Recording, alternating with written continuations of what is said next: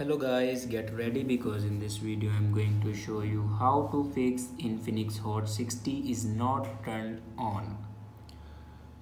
So watch this video carefully and follow every step as I'm showing in video, and don't forget to subscribe the channel.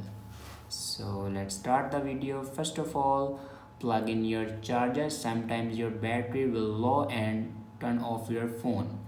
So then plug in your charger and it will turn on your phone.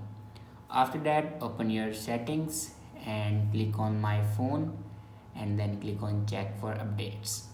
Now here you can check your latest version will be updated or not. If it doesn't update to latest version, then update it to latest version. After update a latest version, then go back to your home screen and restart your device. For restart your device, press and hold power button and then click on restart. After doing these steps, your problem will be fixed. I hope this video is helpful for you. Thanks for watching.